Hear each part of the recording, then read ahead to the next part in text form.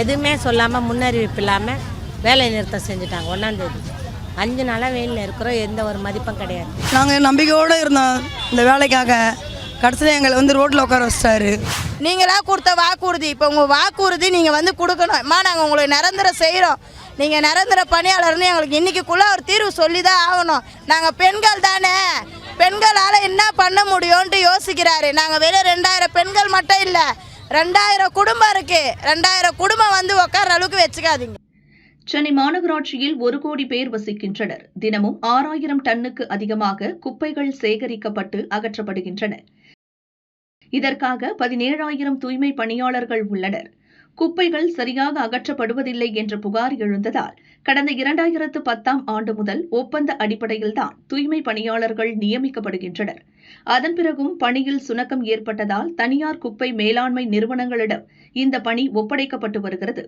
ஏற்கனவே திருவொற்றியூர், மணலி, மாதவரம், தேனாம்பேட்டை, கோடம்பாக்கம், வளசரவாக்கம், ஆலந்தூர் உள்ளிட்ட பல மண்டலங்கள் தனியாரிடம் ஒப்படைக்கப்பட்டுள்ளது. இப்போது தண்டையார்பேட்டை, அண்ணாநகர், அம்பத்தூர் மண்டலங்களையும் தனியார் குப்பை மேலாண்மை நிறுவனங்களிடம் ஒப்படைக்க மாநகராட்சி நடவடிக்கை எடுத்து வருகிறது.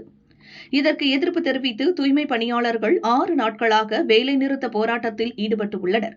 ரிப்பன் மாளிகை எதிரே கூடாரம் அமைத்து போராட்டத்தில் ஈடுபட்டுள்ளனர்.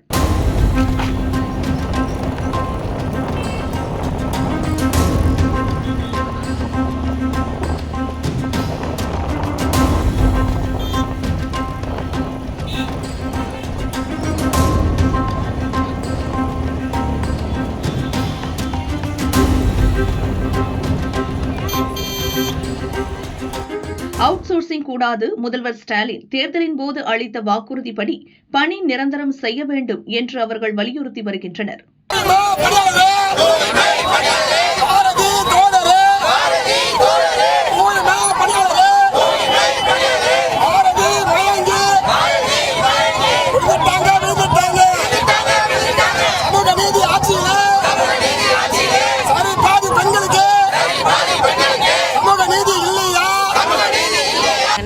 அடுத்த மாதம் சம்பளம் என்ன பண்ணுறது?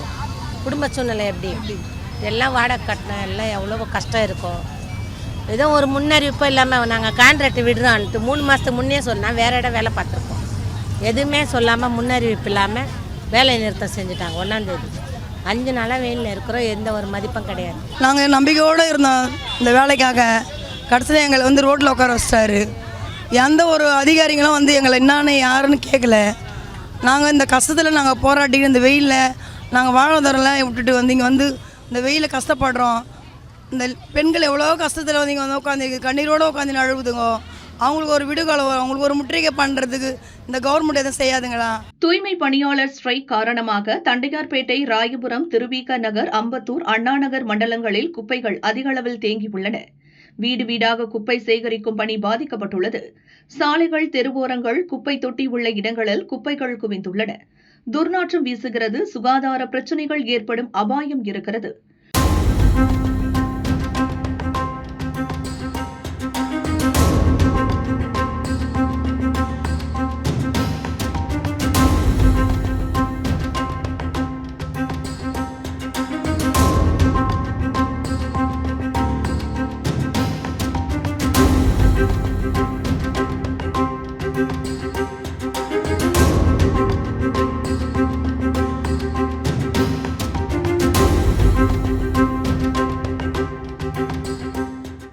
போராட்டம் தொடர்ந்தாலும் இதுவரை மாநகராட்சி அதிகாரிகள் எட்டி கூட பார்க்கவில்லை என்று தூய்மை பணியாளர்கள் கூறினர்.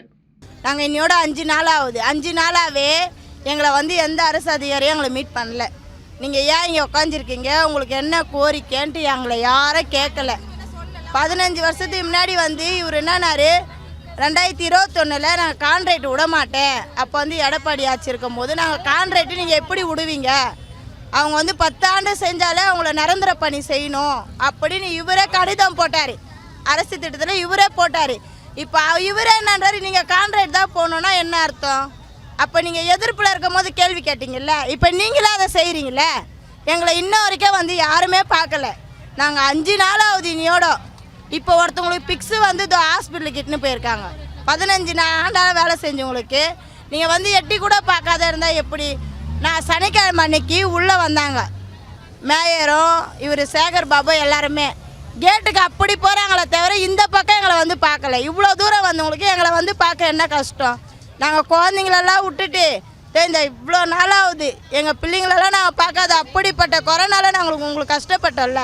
நீங்கள் அப்போ செய்யாத ஒன்று அவரே எங்களுக்கு நிரந்தர பணி செஞ்சே தான் ஆகணும். எங்களுக்கு கான்ட்ராக்ட்டு வானா நீங்களாக கொடுத்த வாக்குறுதி, இப்போ உங்கள் வாக்குறுதி நீங்கள் வந்து கொடுக்கணும். அம்மா நாங்கள் உங்களுக்கு நிரந்தரம் செய்கிறோம், நீங்கள் நிரந்தர பணியாளர்னு எங்களுக்கு இன்றைக்கிக்குள்ளே ஒரு தீர்வு சொல்லி தான் ஆகணும். இல்லையா இதால் எத்தனை பேர் உயிர் போவோன்னு தெரியாது. அதுக்கு அவர் பதில் சொல்லி தான் ஆகணும். எங்களுக்கு நாங்கள் பெண்கள் தானே, பெண்களால் என்ன பண்ண முடியும்ன்ட்டு யோசிக்கிறாரு. நாங்கள் வெறும் 2000 பெண்கள் மட்டும் இல்லை, 2000 குடும்பம் இருக்குது. 2000 குடும்பம் வந்து உட்கார அளவுக்கு வச்சுக்காதீங்க.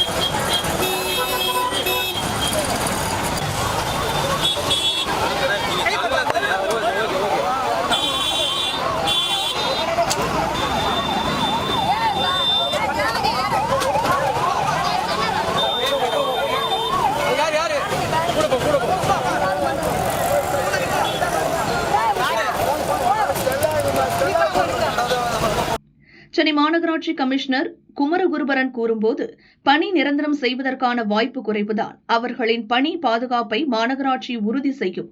போராட்டத்தை கைவிட்டு அவர்கள் பணிக்கு திரும்ப வேண்டும் என கூறினார்.